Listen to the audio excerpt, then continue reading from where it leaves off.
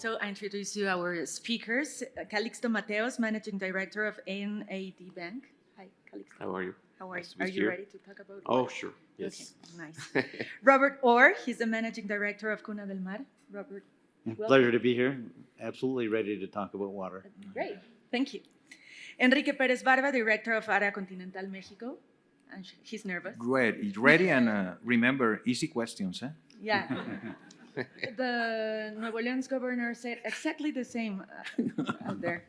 Easy questions, and he's a governor, so Okay. don't worry, it's normal. Okay. Because we come from the same place, maybe, for Monterrey. And Marco Antonio Moreno Mexia, Secretary of the Treasury of State of Baja Thank you, California. Daniel. My pleasure to be here. Thank you.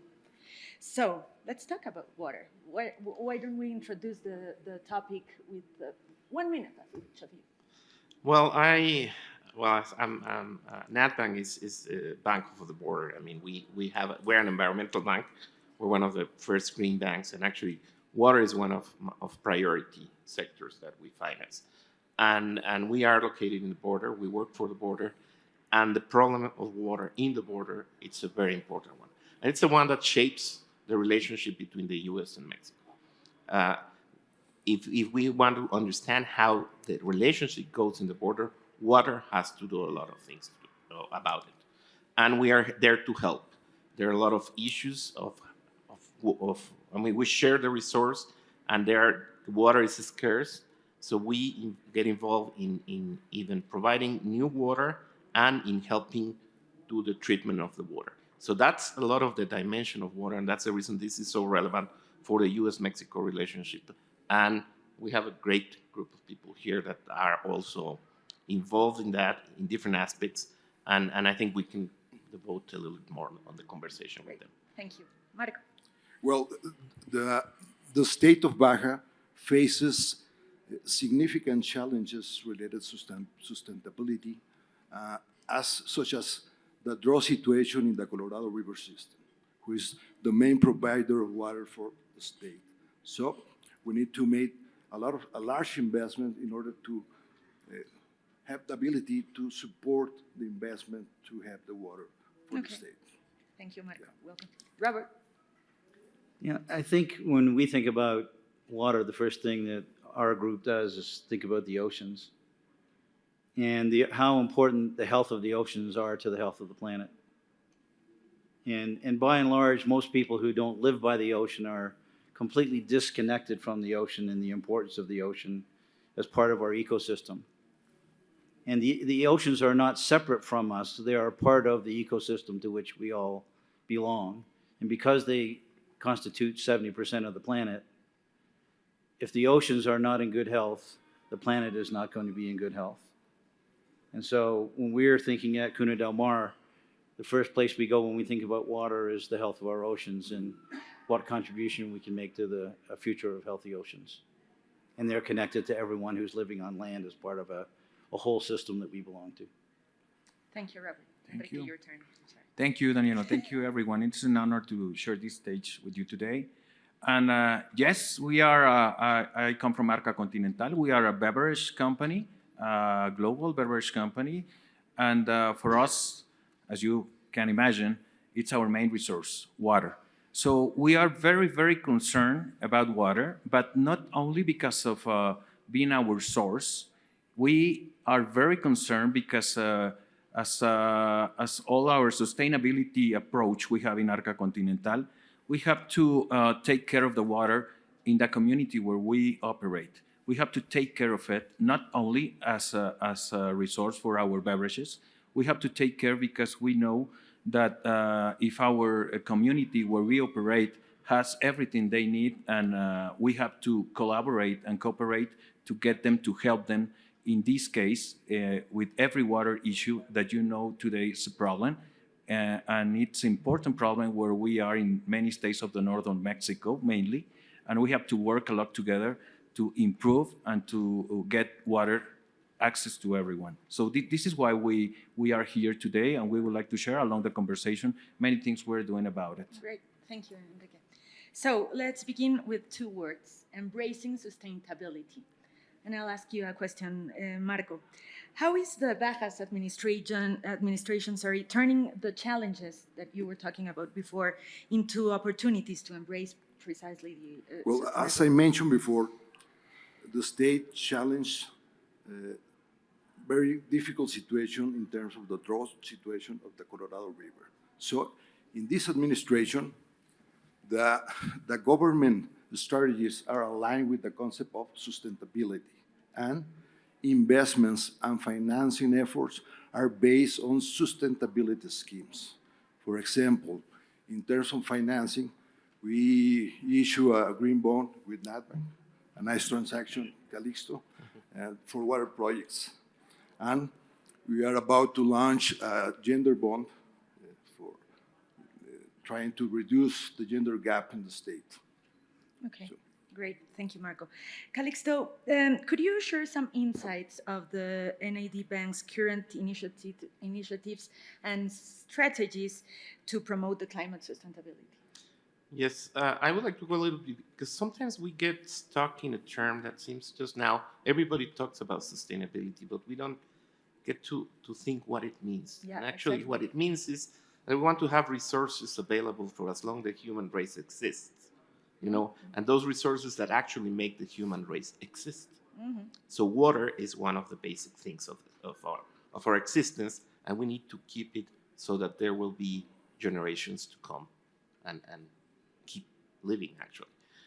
In that sense, when they created NatBank, and for the border, given that the resources is scarce, we were given that mandate. And so everyday action that we do is related to thinking about how we deal with water, how we make water available, how we make water usable for years to come. So that means that any source of water, we can get new sources of water through desalination. That's one source, of course, and especially, you know, in a region like Tijuana, the problem we face is that they only have one source of water. The water that's coming from Colorado River, you know, and then we need to find new sources, and that's something we're doing to do the sustainability of the region. But that's replicated not only in Tijuana, it's all over the border. So that's the reason we are there working in water. And that's not only that. I mean, once we have water, it's used, but water can be treated and should be treated and should be reused for many other things. I mean, human consumption, well, requires new water. But then everything else can use reused water. So we work on that, on treatment plants, so that we can bring that along the process, let's say. So that's the main thing on sustainability. Water is, of course, our main priority, but that's not the only thing. The other shared resource that's essential for life, it's air. So we need to deal with the pollution of the air and how we're dealing with that. And one of the things that we've seen, it's related to the sector that produces most pollution in the air. It's actually the generation of energy. So that's the reason we're also involved in the generation of clean and renewable energy. Okay, great. Just to leave it there so that there's time for everybody. Thank you, Calixto. Robert, could you provide us an overview of the Cuna del Mar's mission and investment focused in the ocean sectors, please? Yes, be happy to do that. But just to give that a little more context, what I'd like to do is share with you, because Cuna del Mar is actually part of a larger family office, a collective of organizations called Alumbra, Innovaciones Alumbra, which is Christy Walton's family office. And the vision of the Alumbra collective is, you know, creating a world where community and the environment and the economy work in an integrated system for well-being, not separated, but integrated. And that vision that all of us at Alumbra are working towards is really what gets us up excited every morning about trying to make the world a little bit better, thanks to Christy's leadership and her insight. So Cuna del Mar is the, if we like to call it, the oceans part of the Alumbra collective, and was really, again, created by Christy as an impact investment fund And her sense of spending many years supporting numerous NGOs were that when it came to the oceans, the NGOs had a lot of concerns, but nobody was really doing anything to change the trajectory of what was happening. And so she wanted to start to make tangible investments. And she, along with a concern about food security, what are we going to do with 10 billion people on the planet, and ocean conservancy and ocean health, which has been a passion of hers for many decades. She felt that the future, we're going to need to create food from our oceans. And so through the use of science and technology, could we apply that technology to create not just a sustainable, but a generative set of aquaculture practices so we could honor the ocean and create food from it simultaneously. So that's what we do at Cuna del Mar and have been making investments for over a decade now. And our early efforts were largely focused on offshore aquaculture and putting finfish in the ocean in a way that did absolutely no harm to the environment. And that's a huge technological challenge. And so we've built technology companies around doing that. And as we got more of a greater understanding of what a real generative aquaculture set of practices looked like, we realized we had to invest in other areas. So we're invested in genetics, and I'll tell some stories about that a little bit later on that are close to home here in Baja Sur. Genetics, technology, AI, and we have investments in Canada, the United States, in Baja Sur, here in Mexico, and in Panama. So that's a little bit about us, and we can say some more later. Thank you very much, Robert. Here's an easy one for you, Enrique. Okay. Why don't you tell us about the sustainability initiatives and the sustainability goals of your company? Oh, yes. Let me tell you, I agree completely fully with what Calixto said about these sustainability approaches.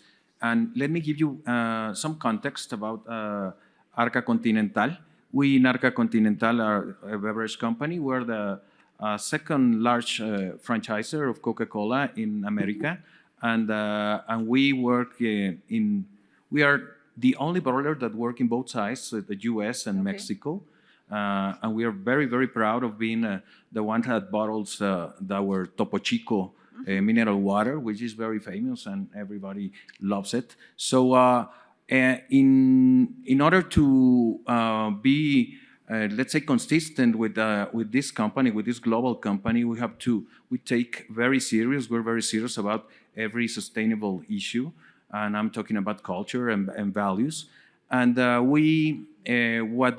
have many years working here in Arca Continental, 35 years working in Arca. And let me tell you that I have been very lucky to see how this sustainability approach has evolved in the company.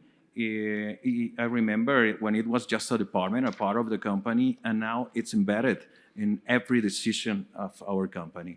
Every business decision has to be aligned to our sustainability basis. So we have let me tell you, Daniel, so what you asked me, we have three main pillars. Yeah. One, it's the environmental leadership, which is taking care of our environment that surrounds us.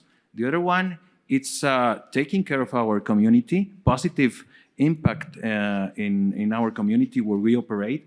We always talk about create shared value. This means that we can't be in a community where we don't generate value. We can't be a successful company in a not successful community. So this is very important for us. And of course, getting the best strategic alliances. Everyone who knows about these sustainability issues knows that we can do what we want by ourselves. We have to get the best partners. So this is why we always look for our best partners in these alliances, whose mainly are the governments, like the governments of Baja California here. We have great projects that we have done together, and of course, in that communities where we operate. And this means we want to be very well received for all the people that surround us.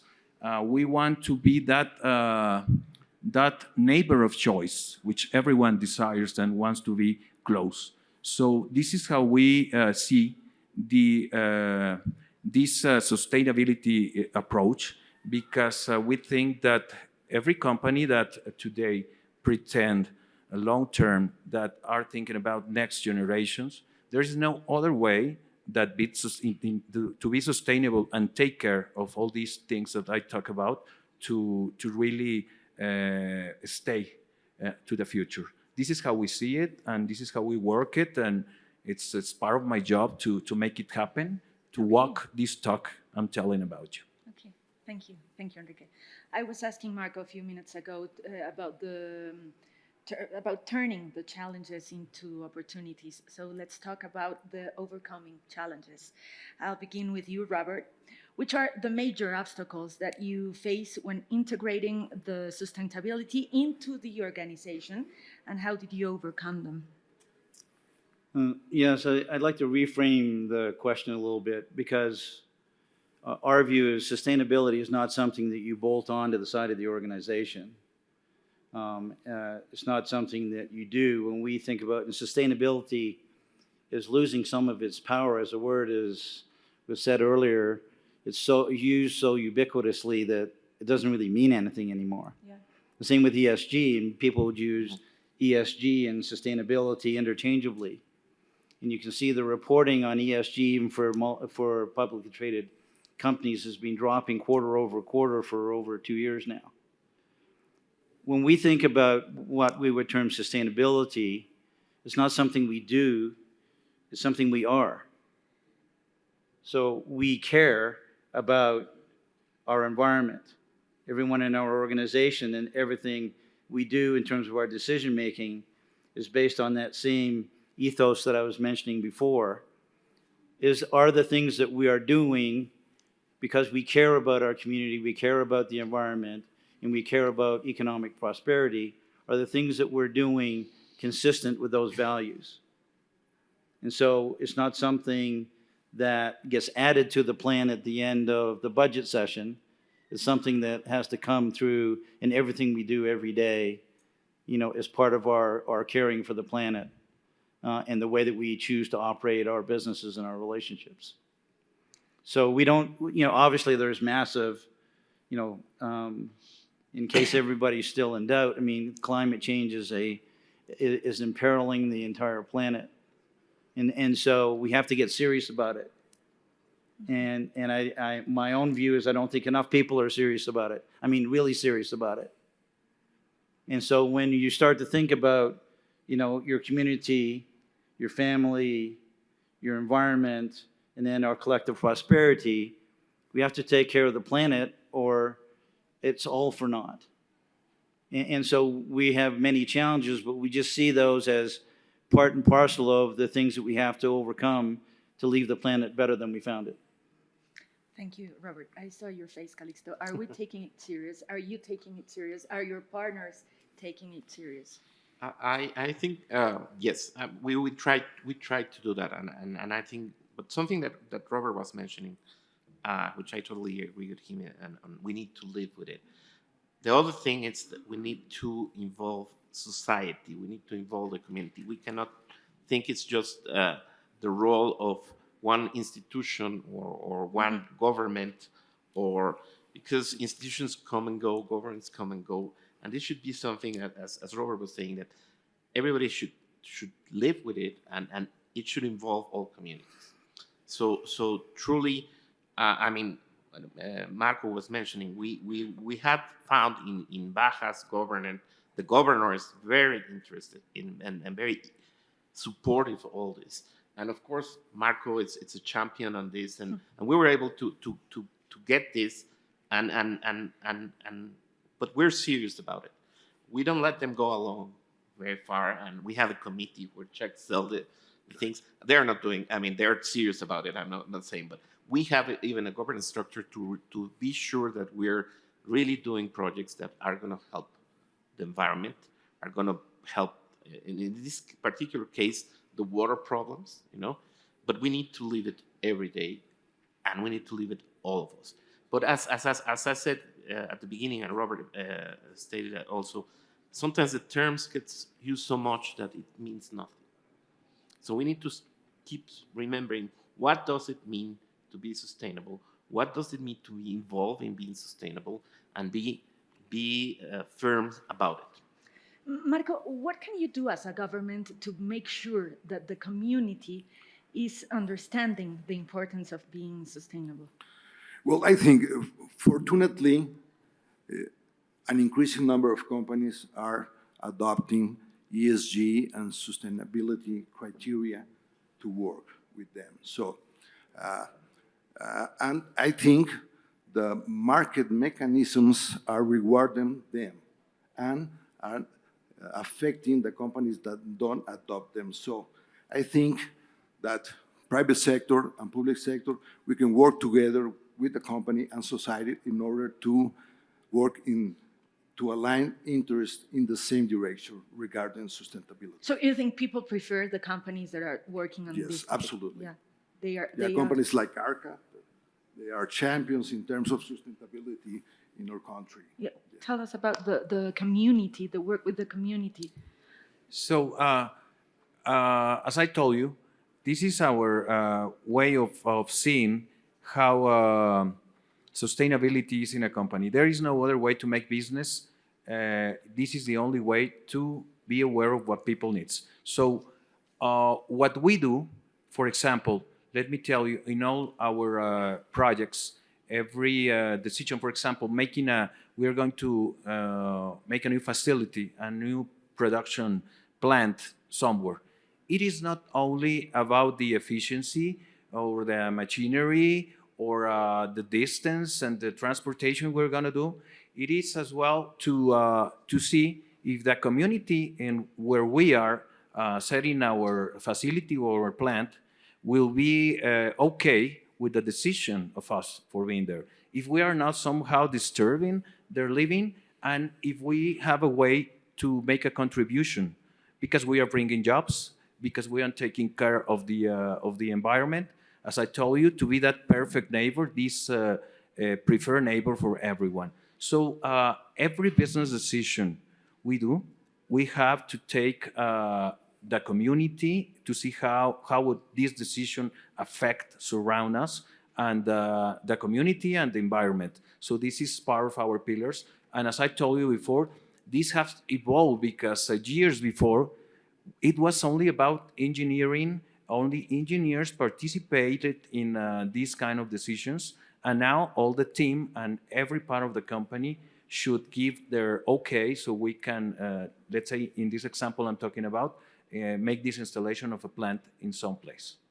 Thank you, Enrique. You've been talking about, yes. And Daniel, I just want to add a comment to this part of the conversation is, again, to encourage us, invite us all to think about a broader integrated system. So when we think about the ocean, traditionally we say, well, you know, the fishermen and those in shipping and so forth, they have to worry about the ocean. And those that are living on land, you know, and particularly those in the agriculture sector, they'll look after the land and the water uses. But we have to understand that some of our biggest issues related to the destruction of our oceans and the habitat of the oceans is related to agricultural runoff. So these are integrated systems. And so we need to be thinking about the whole system together. That, you know, we want, you know, healthy communities and the land around those communities to be healthy, growing healthy food, and they're also connected to the ocean. Yeah, there's a coastline that looks like it's separate, but it's still all one system. So just encouraging us again to make sure we're thinking about the consequences of our decisions in terms of how it affects the entire water system. And you look in even the U.S., recent reports in the U.S. that the water table is down about 60%. And the entire water table across the U.S. is now at risk in terms of how are we going to feed ourselves, how are we going to, you know, irrigate agriculture and so forth. So, and again, one of the big opportunities I think here is for this group to be thinking about Canada and the United States and Mexico as an integrated food system, and to have a sustainable, by sustainable I mean capacity to feed ourselves for decades to come as an integrated system, not as separate systems. Exactly. That's what I'm going to ask you about. You all mentioned the word collaboration, alliances. So there's a simple question for all of you. What can we do to increase the collaboration with companies, governments, universities in the region, in the North American region? Calixto. Actually, we have been working in NetBank in our strategic plan for the next 5 years. And that's being a key part of what we are stating that we're going to do. I mean, we cannot do the job ourselves. Yes, of course. I mean, we can promote, we can help, but we need, as I was saying, the involvement of everybody. And so it's key for development and to be able for us to do a better service for the border, to really form alliances with the academia, with universities, alliances with other governments, alliances with companies like ARCA, for example, that I mean, it was like a month ago, we started having a more direct conversation with ARCA, actually, because there's a lot of commonalities in what we want to do. But that's something that we're doing, and we need to be active in doing so. We even have restructured our how do you call our structure of the bank, sorry, so that we have an area that does all these alliances and works and the communication and public relations and public affairs. It's all focused on doing that. But it's because we all need to be involved and we all need to collaborate and we need to be actively engaged in doing these things. Marco. Yeah, well, in the States, all investments are, our investment efforts are based on sustainability schemes. So this is the way that the state can go forward in this kind of situation. For example, we have our main investments are program, treatment plants, rehabilitation programs. We will rebuild treatment plants in all the state. Water reuse. We have a nice project to send treatment water to Valle de Guadalupe for wine productions. We love Baja wine, obviously. Yes, we do. And we're investing in the water conduct in order to repair the clean water lines and reduce the losses of water. This is part of the sustainability. Reuse the water and obviously have the resources that we need in order to advance in the state. Thank you, Marco. Robert, again, your turn. Yeah, obviously collaboration's critical. I mean, collaboration is the skill really of the 21st century. In our world where we're looking at generative aquaculture, a new form of aquaculture, we've had real challenges, particularly in Canada and the United States, in engaging with governments and to some degree NGOs that I'll talk about in a second, in getting them to collaborate on the future. Mexico's had a very forward-thinking approach to aquaculture, and actually with a little bit more collaboration, I think Mexico could be an aquaculture and seafood supply hub for all of North America. But Mexico was very forward-thinking. They have much more accessible and easily to navigate regulatory systems, fermento permits, and so forth to allow new aquaculture operations to get started. I think there are things that can work in collaboration at Cuna del Mar, and with one of our companies up in Canada, we've been party to, and actually we're a co-founder of a thing called Canada's Ocean Supercluster Project. The federal government in Canada created 5 areas of co-investment in applied R&D, which was a 50-50 matching program in R&D with corporations. And we helped kickstart that in Eastern Canada. And that particular system, that Ocean Supercluster system now has matched $450 million of public sector money with private sector money to look at things in the blue economy. So those kinds of collaborations are things that I think are critically important. When it comes to NGOs, our relationship has been at times tense with NGOs. But I think what we've tried to do more recently, particularly with folks like the Nature Conservancy, who we're partnering on community oyster projects in Baja now, and with the Environmental Defense Fund, has really been one of information. Because these organizations have really been out of touch with the advances in science and technology. And so what they're living really in an urban legend. Yes, there were a lot of poor aquaculture practices decades ago, but everybody's still living with the same mindset. And they're not aware of all the advances in technologies.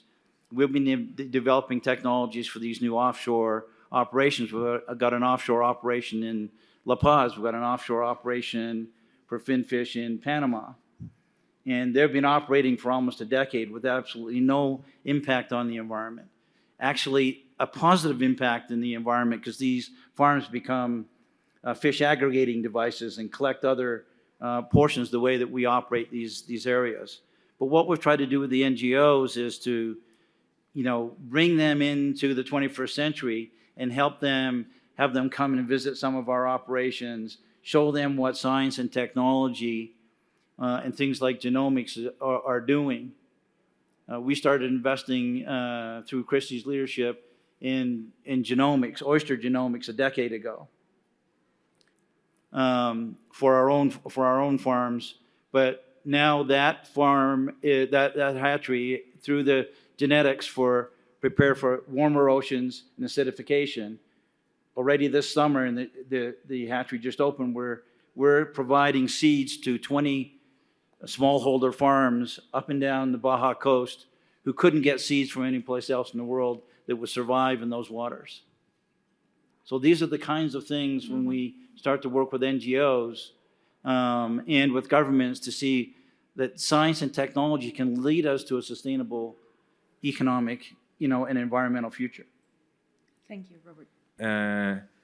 When we want to solve something, we have to understand we don't have the whole picture. We have to understand and see and listen to all the different perspectives that are around us. So being this, to cooperate and collaborate is critical if we can get progress.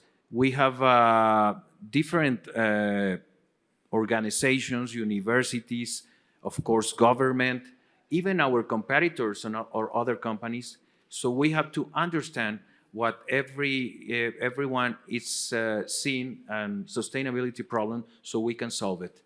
And let me tell you that what we have seen many times, information solves many doubts. We want to be very accurate in the information that we have. Sometimes we hire or we get with some scientists or people that knows about all these issues of water or any other sustainability or environmental issue, and we try to get all the information, get all perspectives, so we have all these on the table and we can make some kind of proposal and walk to a solution. But yes, it is not easy, and collaborate, it's fundamental. Even though sometimes it's not that easy to talk with some of the parts we are pretending to talk, like someone that is in a protest, in protesting about something. We have to understand them so we can try to give them an answer. So that's how we see it. We need all the perspective, all the information, so we can go on and try to solve the problem. Thank you, Enrique. Let me tell you something. Last year, we were in this same room, in this same panel, and we were talking about climate change. And some of your colleagues said that it was like a bipolar discussion when we had world leaders that deny the climate change. So when it comes to sustainability, which are the major obstacles, the major ghosts to work in this topic, Calixto? Well, of course, that happens. We've seen it, but sometimes it's the way we attack it. I mean, the NATMA has been there for many years, and it has been dealing with the environment and the sustainability problem and the climate change, because that's something that's related. As it's not the same thing, but it's related. And well, we are a binational institution, and there were changes of government, and then we had another government from the U.S., and well, we had to adapt a little bit and not mention climate change in our reports, but keep doing what we do. So I think that because the bank has a mandate, and we cannot deny what we have. And in the end, that government supported that bank a lot. Okay. So if we do things right, I think we can convince that this is what we need for the world to keep going, for businesses to thrive. We need to have the resources available for many years to come, forever. And that's where it comes. It's a good decision. It's beneficial for everybody. But we need to adjust. I mean, just to keep doing what we need to do. Thank you, Calixto. Marco. Well, we are living the effects of climate change, obviously. The drought situation in the Colorado River system with a less of 30% of the water storage is brutal, the effects and the consequences for Baja related the supply of water for the future. So we need to find a new sources of water, as Calixto mentioned. We need to invest in big desalination plants, and we have to do something in order to reuse the water and less waste for water in the regular use, Danielle. Thank you. Thank you, Marco. Robert? I'm probably going to date myself here, but many years ago there used to be a cartoon character called Pogo, and he used to say, "We have seen the enemy, and it is us." And so I would say the biggest challenge we have, quite frankly, with climate change is how we see the world and how we see climate change. And I think, we can't be obstructionist and solve the problem, which is some of the challenges of some of the NGOs and so forth. We have to look for real world solutions that will help us create a better future for our children and our grandchildren. And so I think that really calls for us to begin to see differently. It begins with the seeing differently, seeing it as a whole integrated system. We as human beings are not here to extract everything from the earth for our own benefit. We are part of nature. We're not separate from nature.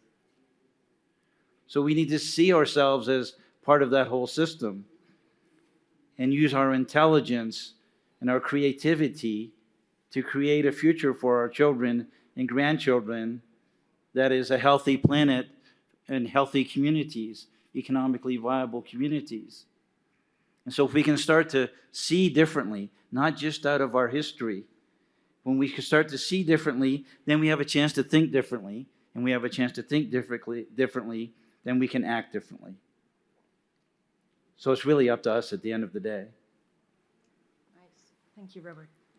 Yes, you asked about the cost of that makes this some more difficult. Yep. Yeah, we have seen the part of this is the information.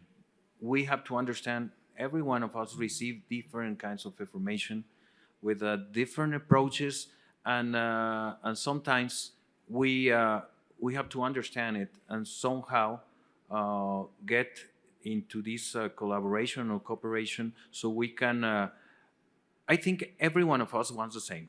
Every one of us wants a healthy planet. Everything wants our families and our next generations to just see and keep what we have today. And but this different perspective is what we have to deal with. And so it depends from our parts as a company to be more flexible and to understand and to get these middle points where we can get to share solutions. Maybe sometimes will not be the solutions that I want, but will be a middle point in which we can get something and get progress to what we pretend to do. Thank you, Enrique. I can't believe it, but we have a few minutes left for a Q&A session. Yes? Thank you, Edgar Guillaume from Constellation Brands. One comment and one call to action. First, I fully agree with the approach of doing business now, to be present in the local communities and see how we can collaborate 100%. The second, in connection with your question about the climate change, we have a water treaty business, mainly based on superficial water, right? But it's not enough, as you mentioned, that the overall level is going down and down and down. Right. And eventually, U.S. and Mexico should engage in conversations to underground water. And it's going to be a huge challenge because the regulatory framework is very different from each country. So I think in this forum we're talking about USMCA, and we should also include some conversations on the U.S.-Mexico water treaty. Thank you. True. Yes? A good part of the discussion here at the North American Forum is on the nearshoring potential for North America and specifically for Mexico. Given your analysis of the demand in the border, so what do you see as the gap in financing for the long-term water needs and the reliable clean energy needs? Because that's what both companies are asking for. And specific to Baja California, Sector Moreno, what do you see as the gap in financing to be able to fulfill some of the objectives that Baja California has over the next, say, 10 years? Yes. Well, Thank you. Well, we have a portfolio of financing strategies. All financing efforts are based on sustainability schemes. We have the Green Bond with NatBank, and we are investing in about 10,000 million pesos in water projects.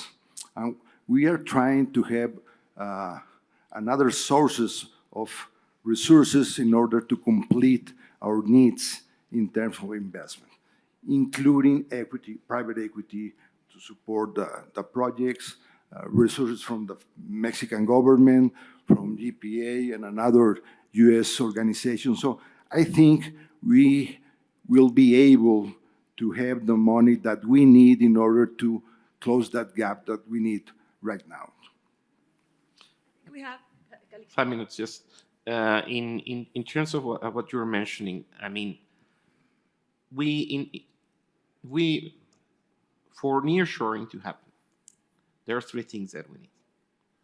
We need water, we need energy, and we need labor force, trained labor force. The good thing is that if we, in the border, there's a scarcity of water, but there's an abundant source of renewable energy. So we need to invest in that, and that's where a lot of investment is coming. And for example, in Sonora, it's a clear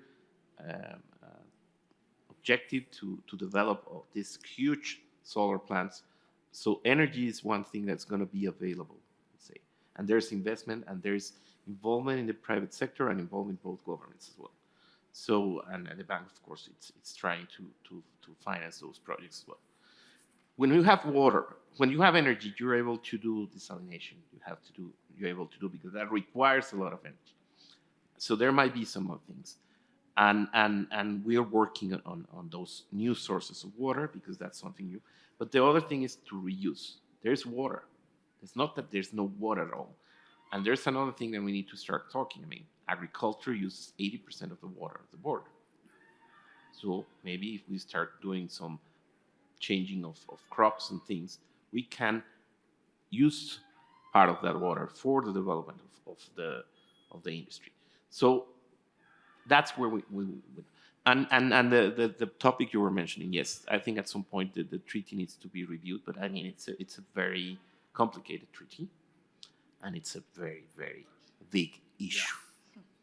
So yes, but it will eventually happen, I guess. But that I would say that. And I think we have time for one question from the app. Why don't we move much more into water reuse in North America? Mexico is in dire need of it. Sorry. Why don't we move into more water reuse in North America? Mexico is in dire need of it. I think we're moving towards that. I mean, it's something that's coming. Someone was joking one day. It's, you know, in 10 years, you know, there are two good news and bad news. No, the good news is that all the water we're going to be drinking is recycled. The bad news is not going to be enough. You know, so we hope we work so it will be enough, but we need to get into that, and that's something that's happening everywhere along the border, especially in San Diego, for example. One more quick question. Yes, Frank Zeller with the CITSA group here in Mexico. Simple question, how can sustainability create jobs? I think, well, Go, it's go, better go. because you're, I mean, when we do all these investments, we are creating jobs. And in order to operate those plants, there are jobs created. And that's from the macro side, let's say. But I think the micro side is much more Employer. interesting. No, it's with this sustainability mindset, our companies, what we pretend is to stay and grow in the places we are for the next year and for the next generations. So if we are continue to grow, so we will have more and more positions that we will be able to hire. So this is it's very important for us. We are talking about this nearshoring that will make to the north of Mexico and many other places to more people come there, and we as companies will have to be prepared to receive all these people that are coming, to train them and to make them available of the services. So we have to work together, the government and the private sector, so we will be ready to receive all these people and let them have the life they are expecting, they are looking for. Let me pick up on Enrique's point. I think that the question is really the other way around. Every job needs to be about sustainability, not the other way around. And I think, you know, one of the things that is part of our kind of ethos at Ayalumbra is sense of place, which is what Enrique was talking about, and that a sense of place for any enterprise is critically important, for the community is critically important, because we're all part of an integrated system. And so if we start thinking about sense of place and health of the planet and economic prosperity all at the same time with a greater level of collaboration, we need different levels of collaboration than the models we've used in the past. We need different parts of the capital stack to be working together. We need creative debt, we need philanthropy, we need traditional equity, working together and collaborating to create the innovation breakthroughs that we need in communities and in technology to allow us to create a healthy planet. Thank you, Robert. Time is over. Thank you, Enrique, Thank you. Robert, Marco, Calixto. It's been a pleasure.